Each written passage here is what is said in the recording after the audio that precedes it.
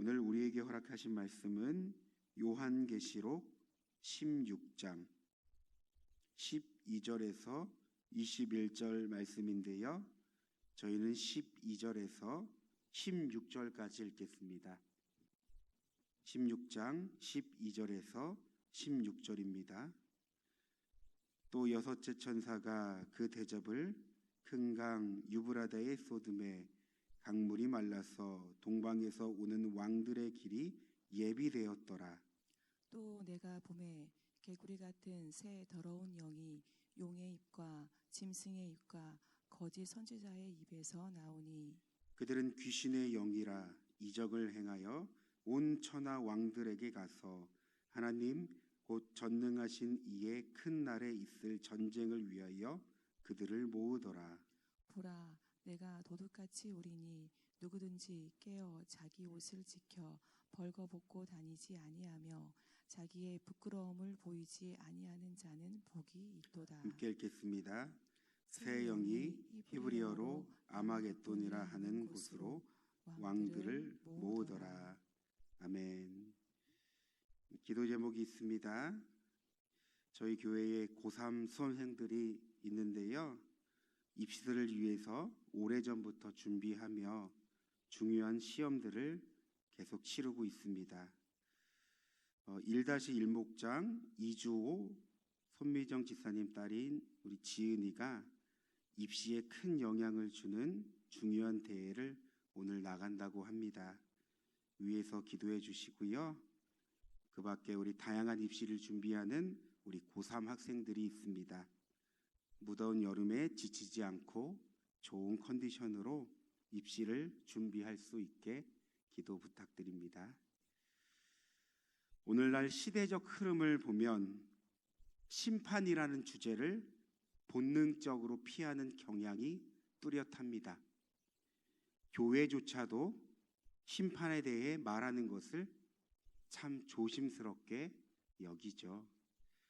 이유는 다양하겠지만 결국 그 중심에는 불편함이 있습니다. 현실을 살아가는 우리에게 심판이란 말이 너무 벅차고 힘겹기 때문입니다. 매일의 삶에 치이고 지금도 감당해야 될 문제와 어려움이 눈앞에 있는데 거기에 더해 마지막 심판을 이야기한다는 것은 우리에게 참 부담스럽고 멀게만 느껴집니다. 지금도 힘든데 거기까지 생각할 여유가 있을까? 하지만 여러분, 우리가 불편함을 느낀다 해서 하나님의 진리는 변하지 않습니다. 성경은 심판에 대해 분명히 말합니다. 그리고 요한계시록은 그 심판을 감추지 않습니다. 오히려 심판을 통해 하나님의 사랑과 공의가 드러난다고 합니다. 여러분, 하나님은 악을 그냥 내버려 두시는 분이 아닙니다. 그분은 오래 참으시지만 끝까지 참으시지 않습니다. 하나님께서 심판하신다는 것은 결국 이 세상에 정의가 존재하며 마지막에는 악이 반드시 무너진다는 소망의 선포입니다. 오늘 저희가 살펴본 본문에서도 이 사실을 분명하게 말해주고 있습니다. 오늘 본문은 6번째 대접 심판 장면을 시작하고 있죠. 여러분, 12절 말씀을 보면 유브라데 강이 마르는 장면이 나옵니다. 고대 세계에서 유브라데 강은 단순히 강이 아니었습니다. 이곳은 국경지였고 방어선이었습니다. 특히 이스라엘과 아수르와 바벨론의 사이의 경계선이 바로 이 유브라데 강이었습니다. 그런데 본문에는 그 강이 말랐다고 하죠. 그러니까 여러분, 이것이 단순한 자연재해를 의미하지 않습니다. 하나님께서 심판의 무대를 준비하고 계신다는 의미입니다. 성경을 쭉 보면요, 왕들의 길을 예비했다라고 성경은 기록합니다. 다시 말해 하나님께서 의도적으로 이 길을 여셨고 그 길로 동방의 왕들이 들어오기로 허락한 겁니다. 성경에서 나오는 이 동방의 왕들은 하나님을 대적하는 열방의 세력, 즉 사탄의 명령에 따라 움직이는 세력들을 상징합니다. 그리고 이어지는 13절 말씀에는 새 악한 영들도 등장하는데요. 여러분, 이 영들은 사탄의 삼위일체라고 부르며 모두 하나님을 대적하는 자들입니다. 이들은 세상의 왕들을 유혹하여 한 곳으로 모이게 하는데요.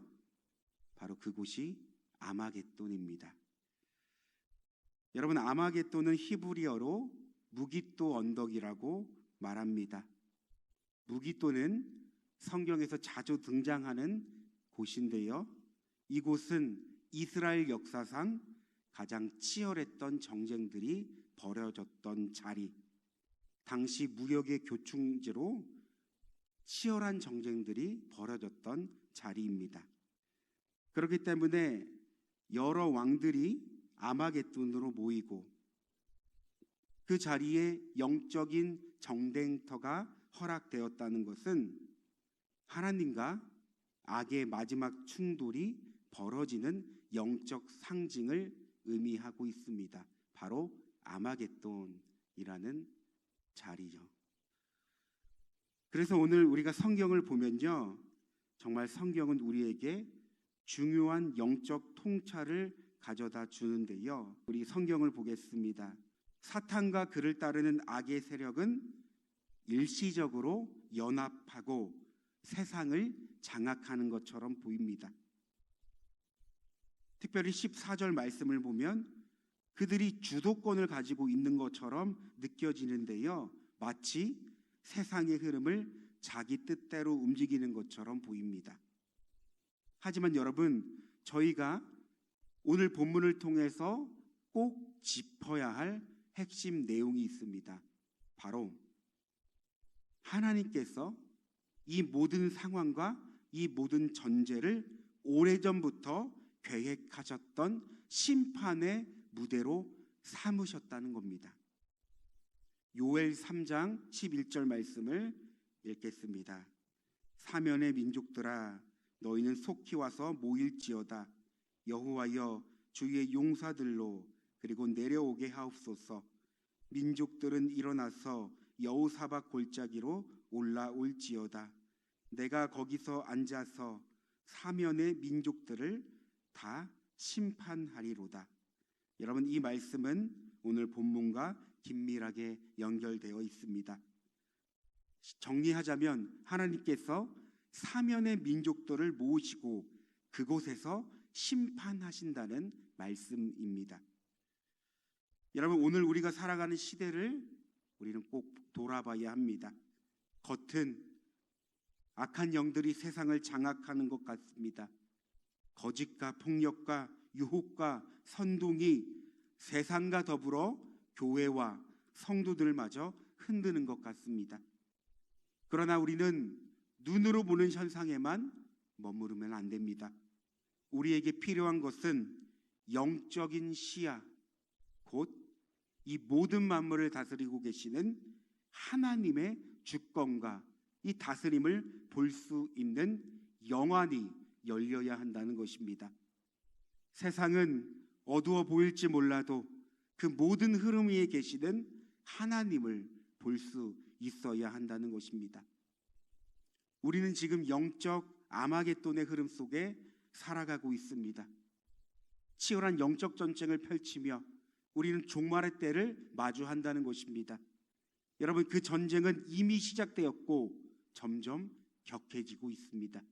하지만 반드시 기억해야 할 것, 여러분, 아마겟돈은 악의 승리를 위한 자리가 아닙니다. 하나님께서 악을 심판하시는 마지막 무대입니다. 그리고 그 결과는 정해져 있습니다. 여러분, 세상이 흔들릴수록 하나님의 뜻은 분명하게 드러납니다. 하나님의 주권과 다스림 안에 우리가 믿음을 지키며 그 주권과 다스림을 바라보는 것, 이것이 종말의 때에 우리가 취해야 할 신앙가짐입니다. 저는 이 본문을 보면서 이런 질문을 하게 되었습니다. 우리가 종말의 때를 살아가면서 이 영적 아마겟돈의 흐름 속에 살아가는데, 여러분, 이런 흐름 속에서, 이런 시대의 흐름 속에서 우리는 지금 세상의 흐름에 떠밀려가고 있는가? 아니면 말씀 위에 굳게 서서 종말의 때를 준비하고 있는가? 이런 질문을 하게 되었습니다. 결국 이런 질문들의 핵심은 이것입니다. 우리는 그래서 진리를 붙들고 있는가? 종말의 때를 살아가는 지금 우리는 치열한 영적 자리와 시간들과 순간들을 맞이하고 있는데, 여러분, 우리는 어떤 삶을 살아가고 있습니까? 여러분, 진리를 알 때 세상을 바라볼 수 있습니다. 여러분, 진리를 할 때 시대의 흐름 속에서 흔들리지 않고 바로 설 수 있습니다. 여러분, 진리를 알 때 우리가 치열한 영적 전쟁 가운데 믿음을 지키며 승리하는 것입니다. 그러므로 이 시대 속에서 하나님께서 우리에게 원하시는 것은 다른 어떤 것이 아닌 진리 위에, 그러니까 말씀 위에 굳게 선 우리의 삶입니다. 여러분, 세상은 점점 어두워질 것입니다. 악한 영은 교묘하게 우리를 유혹하고 시험하며 공격할 것입니다. 여러 상황들과 환경을 허락하면서 하나님을 바라보지 못하게 할 것입니다. 우리의 삶의 우선순위를 하나님이 아닌 세상에, 나의 인생의 문제에, 어려움에 두게 할 것입니다. 그러나 여러분, 우리는 깨어 시대를 분별하며 우리의 인생을 분간할 수 있는 삶을 살아야 합니다. 하나님을 바라보며 끝까지 우리의 신앙을 지키며 종말의 때에 하나님의 나라를 경험하며 그 나라를 소망하는 삶을 살아야 합니다. 여러분, 기억하십시오. 오늘 본문의 핵심은 약속된 전쟁입니다. 무슨 말입니까? 이 치열한 영적 전쟁은 우연히 일어나는 것이 아닙니다. 하나님의 주권 가운데 허락하신 싸움입니다. 하나님이 이 싸움을 허락했습니다. 그런데 그 결말이 바로 하나님 손 안에 있다는 것입니다. 여러분, 말씀을 정리하겠습니다. 15절 말씀을 보면요, 이 모든 혼란과 전쟁의 한가운데서 하나님께서 찾으시는 한 사람이 있습니다. 누구입니까? 깨어있는 자입니다. 깨어있는 자. 그는 옷을 지키는 자요, 벗고 다니지 아니는 자요, 자기의 부끄러움을 보이지 않는 자, 즉 진리 안에 거하며 말씀으로 무장한 자입니다.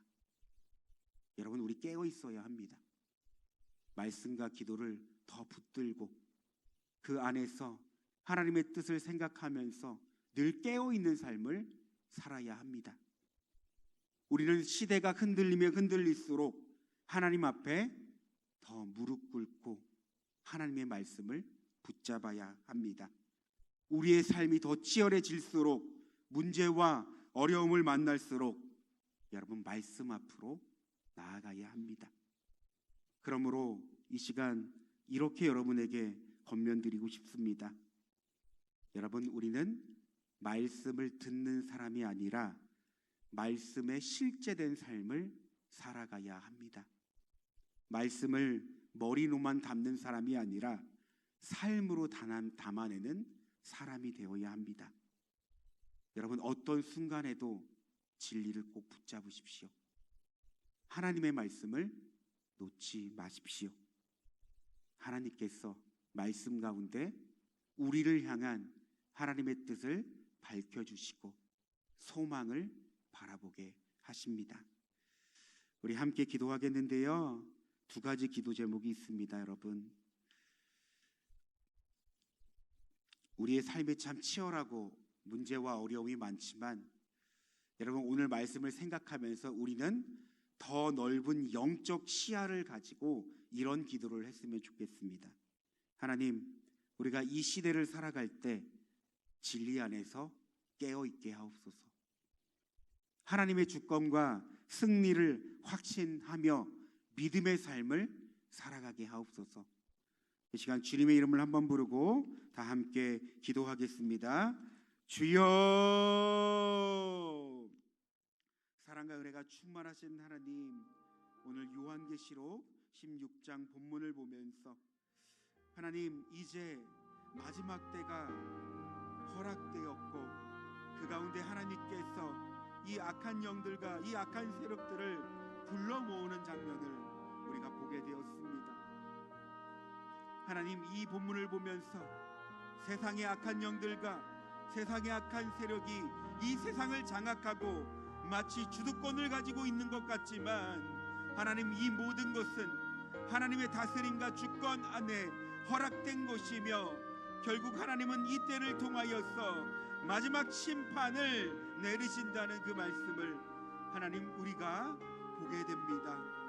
오 하나님, 오늘 말씀을 통해서 우리는 믿음의 눈을 갖기 원합니다. 영안이 열리길 원합니다. 하나님의 다스림과 주권을 기억하면서 이 주권을 바라보면서 우리의 인생을 살아갈 때 하나님, 그저 보이는 것에만 반응하지 않고 오직 깨어 분별하는 삶을 살아갈 수 있는 우리의 신앙이 될 수 있도록, 우리의 삶이 될 수 있도록 하나님, 우리를 다스려 주시옵소서.